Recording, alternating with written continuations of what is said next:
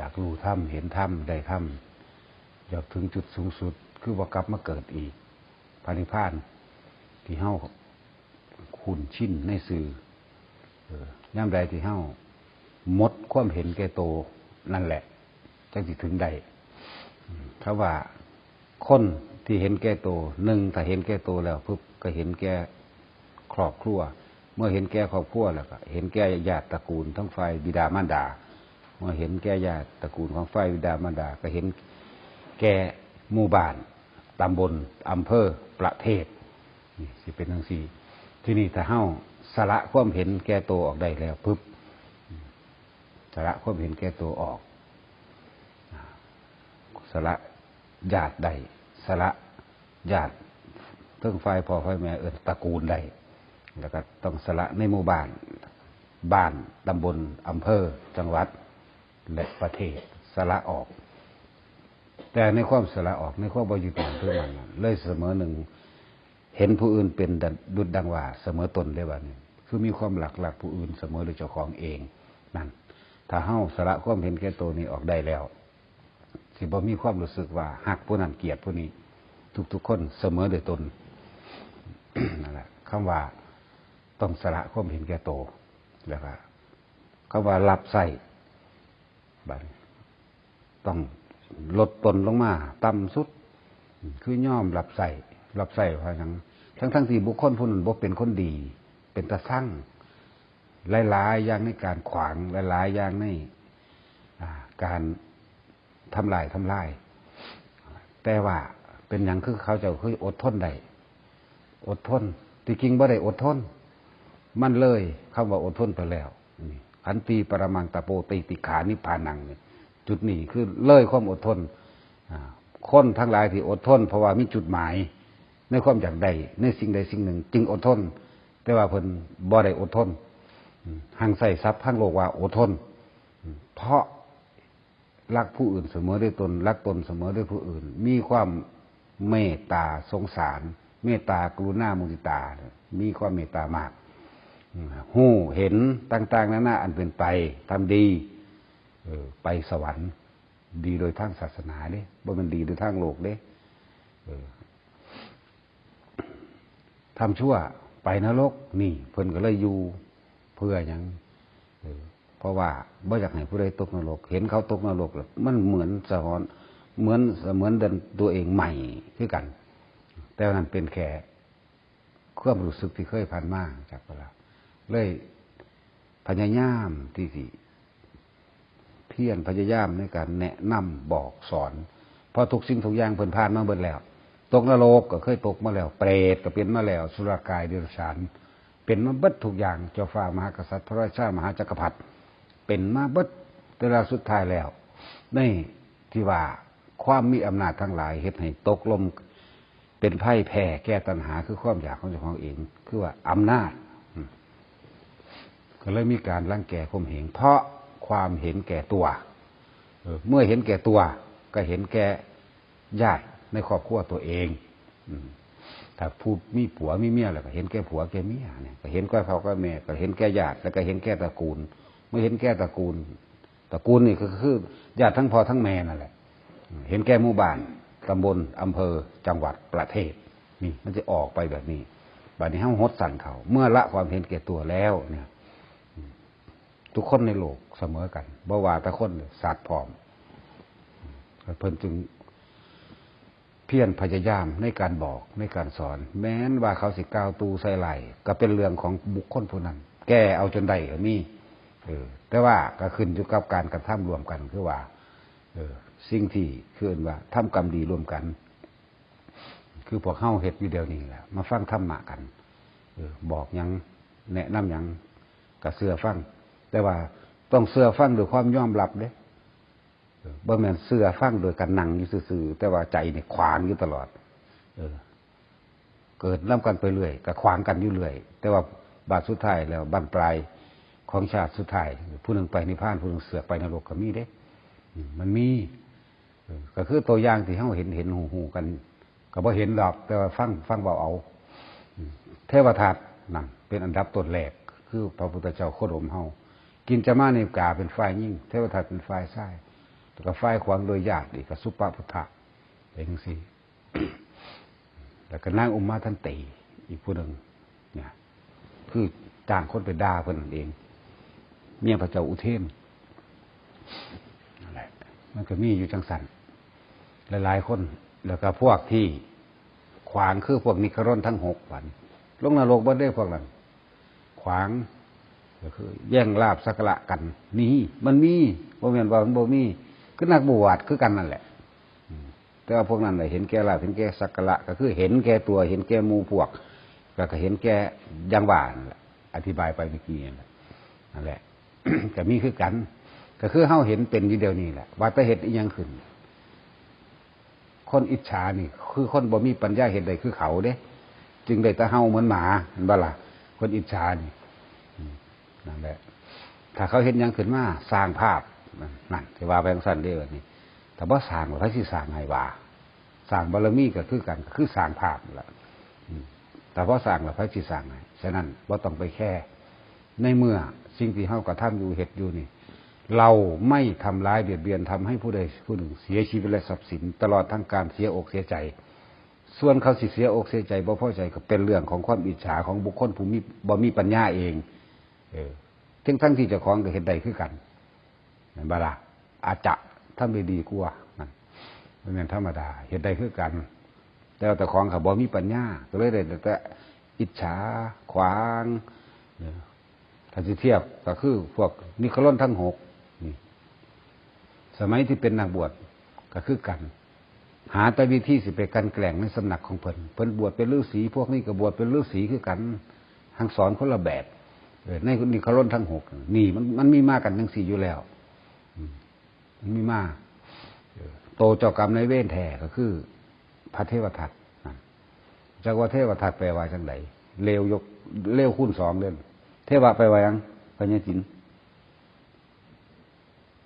ทเวเทวะแปลว่า2ทัตตะแปลว่าตัดแปลว่าฆ่าแปลว่าเลวแปลว่านี่เลวยกกำลัง2จักว่าล่ะผู้ใดรู้จักคำว่าพุทธะโดยตอนแรกในการแปลเอาสิถามทุกคนอยู่ในนี้คำว่าพุทธะแปลว่าหยังสมมุติแปลสวยงามเลยเนาะผู้รู้ผู้ตื่นผู้เบิกบานเนาะผู้ตัดขาดแล้วแม้กระทั่งไส้รู้จักบ่พุทธะแปลว่าจังซี่เด้อในสมัยต้นแรกมันนั่นล่ะพวกเจ้าสิหาก็เคยยินแหละเนาะนั่นอยู่ดอก ผู้ตัดขาดแล้วแม้กระทั่งไส้รวมถึงกระดูกเด้อพุทธะแปลว่าจังซี่ในต้นแรกสมมติภาษามันสละสลวยปรุงแต่งคนมันมีม่านยาหลายบ่คือตะกี้ภาษาตะกี้คำเดียวปกหลดอันนี้ได้ความรู้มาจากถ้าเอิ้นว่าพระในสมัยครั้งพุทธกาลที่เคยอยู่ในสุวรรณภูมิของเฮาก็มีอยู่แล้ว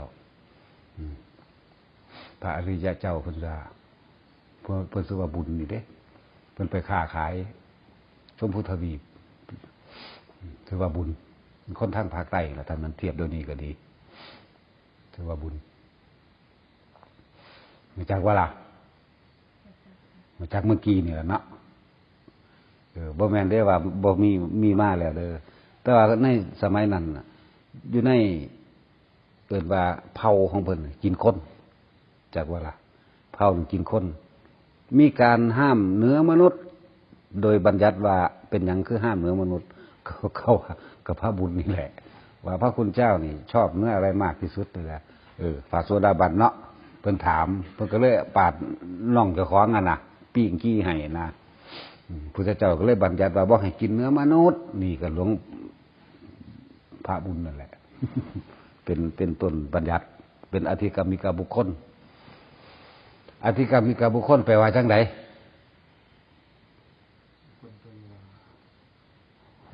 นั่นจึงเอา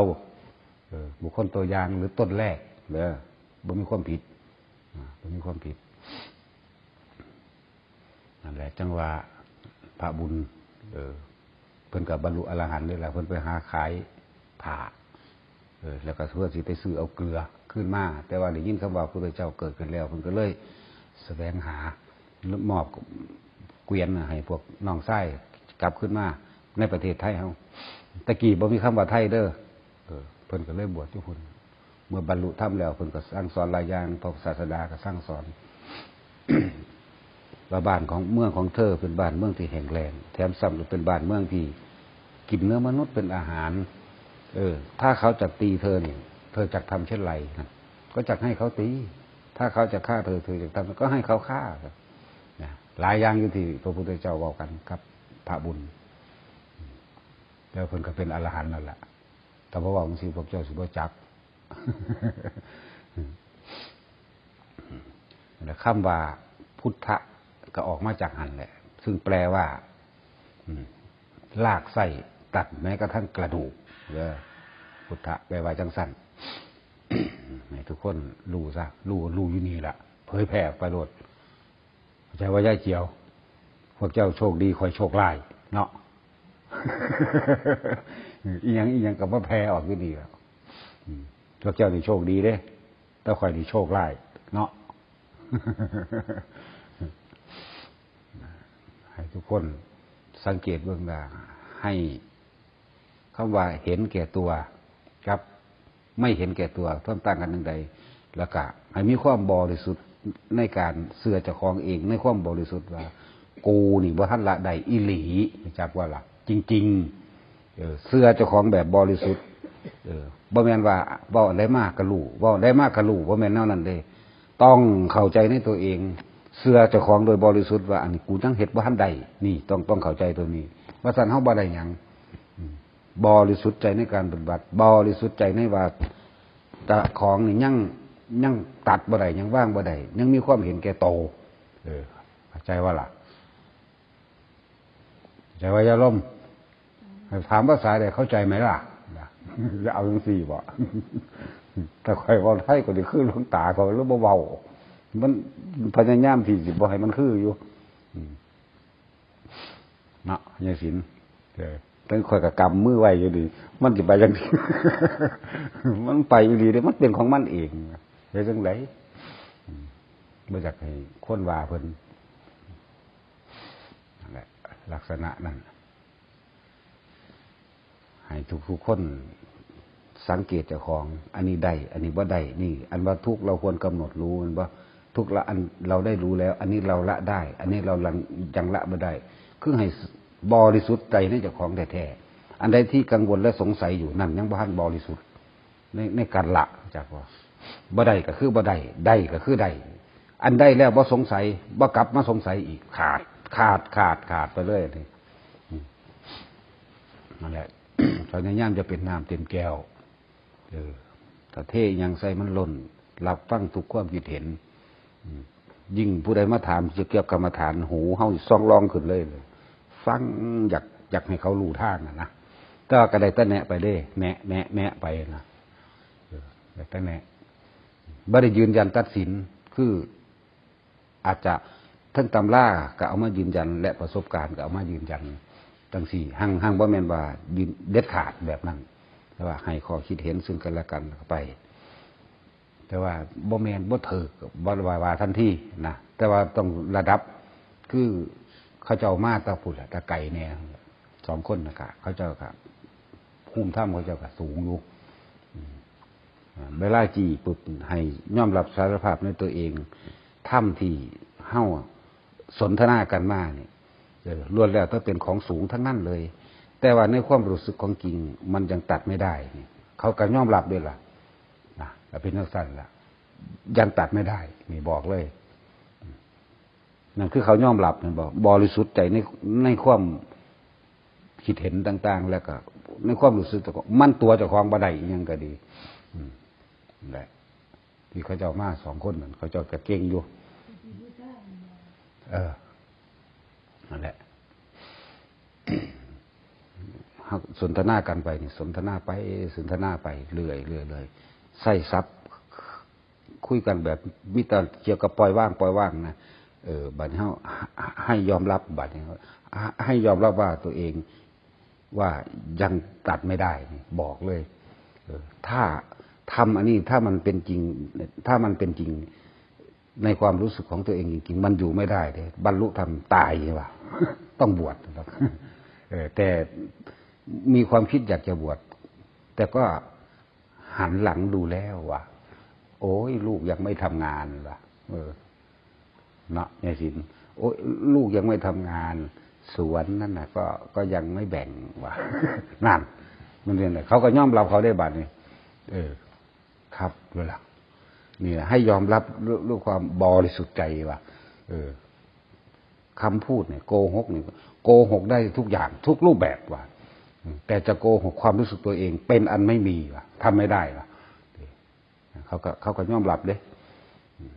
นี่แหละคือเฮาจีตัวนี้ลงไปซื่อจริงหรือไม่จริงบ่าโกหกตัวเองไม่ได้ว่ะตั้งแต่กันแรกแล้วเขาย่อมอย่าว่าล่ะกันแรกอย่าเอามาเทียบว่าอะไรอย่าเทียบโน่นเทียบนี่กูรู้หมดทุกอย่างเลยสำนักนี่เป็นอย่างนี้สำนักนี่เป็นอย่างนี้จะเอาสำนักไปเทียบอย่างนี้อย่างนี้เนี่ยเขาก็เลยย่อมจากว่าล่ะกันแรกกันรุ่นแรกเนาะโคตรพ่อโคตรแม่พ่อเนาะยายศิลป์ เป็นนักสั้นบางที่เขาก็ต้องหูจักทำสำหรับบุคคลพวกนี้ต้องใส่คำรุนแรงสำหรับบุคคลพวกนี้ต้องใส่คำปานกลางอ่อนหวานอย่างก็ล่ะของข่อยมันข้นหวานอยู่แล้วเนาะยายเกียวเห็นว่าน่ารักเลยเห็นว่าล่ะเนาะยายศิลป์อยากหัวจะจังได้หันเนาะมันเป็นของมันเองนะพญาเขียวเราเกิดขึ้นครั้งแรกอยู่เมืองใดเจ้าบ่เคยยินบ่เมืองพระราณสี เราเกิดขึ้นครั้งแรกอยู่เมืองพระราณสีเด้ออยู่เมืองพระเจ้ากีกิสลาด เจ้ามักเล้าเนาะก็สิเว้าอีกเรื่องนึงว่าหลายๆคนที่เข้าใจว่าตัวเองกินเหล้าแล้วปฏิบัติธรรมบ่ได้นะอย่าเอาตัวนั้นมาขวางเข้าใจว่าบางคนเข้าใจว่ากูขาดสัตว์หลายปฏิบัติธรรมบ่ได้คือเก่าเห็นบ่ล่ะพระองค์คุลิมานคือขาคนตัวธรรมดาบ่สัตว์ใหญ่ตัวหลายๆอย่างที่คนที่เคยทำผิดแล้วอย่ากลัวความผิดของเจ้าของว่า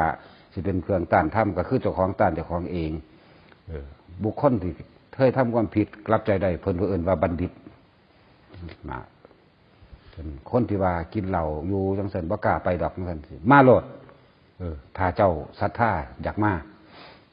อย่าเอาตัวนั้นมาขวางจะกินก็กินไปแต่ว่าหังบ่แม่นพวกบวชเด้ คนละเรื่องกันเด้อยากกินก็กินไปแต่ว่าย่างปฏิบัติก็มาเดี๋ยวมันก็ค่อยๆออกเองดอกบ่ต้องย่านว่ามันสิด่าดอก ก็ได้คือเก่านั่นแหละได้หรือว่าได้อย่างนั้นมันก็ค่อยสะสมไปแม่นบ่มีผู้ใดเกิดมาดีได้อยู่นี่แม่นว่าเกิดมาเลวบ่ทุกคนนั่นแหละความเลวของเจ้าของเองความเห็นแก่ตัวของเจ้าของเองแหละเป็นผู้พาเจ้าของเกิดเองเพราะว่าสาระความเห็นแก่ตัวบ่สุดบ่เบิดเป็นจังซั่นนั่นแหละจังว่าผู้ใดพวกกินเหล้ากินยาจังซี่จะปฏิบัติก็มาบ่ต้องไปพูดถึงมรรคผลมันดอกให้ไปซะก่อนแม่นบ่เฮ็ดไปซะก่อนบ่มีผู้ใดได้มรรคได้ผลมันดอกหน้ามาที่แรกก็สิได้โดดติแม่นบ่จังซั่นแหละหลายคนว่าโอ้ยติดเหล้าบ่กล้าไปเนาะก็อดเอาอยู่นี่ก็ได้จักหน่อยออกไปแล้วจังไปนำเข้าไปหลายๆก็นำไปโลดบัดนี้เพิ่นยังกองแล้วก็กินเหล้าตัวเนาะแม่นบ่ล่ะตำรวจเมา แล้วเอาเหล้าเป็นชีวิตตะกี้ก็เลยเนาะหมู่ยะคำใดเนี่ยมาเสร็จถูเอาอยากว่าล่ะ ก็ได้เรื่องสั้นละแต่เราก็ยังเศร้าได้นะเป็นบ่ล่ะผู้ใดเป็นเวรกรรมยังไงยะเล็กบ่ยะเล็กเป็นผู้หาเลี้ยง ขายข้าวแกงขายให้คนคุกเป็นเรื่องสั้นละทุกคนทุกสิ่งทุกอย่างบ่แม่นว่ามันสิเปลี่ยนแปลงบ่ได้มันเปลี่ยนแปลงได้บ่ต้องย่านแนะนำกันมาโลดคนกินเหล้าคนนั้นโอ้ยกินเหล้าอยู่บ่กล้าไปยันเพิ่นว่า บ่ว่าดอกก็บ่แม่นว่าให้มากินอยู่ในวัดเลยเนาะนั่นหลายๆอย่างเขาถามมาดอกว่าเลยตอบอันนี้แหละจริงๆตอบจะไปตอบคนอยู่หันอยู่ในอันนั้นบ่ตอบแล้วหลายปานนั้นตอบอยู่นี่มึงเดียวโลดเนาะยายศิลป์ด่าก็ด่ายายศิลป์อยู่นี่ล่ะครับยายศิลป์กับยายจุ้ยพ่อเมื่อ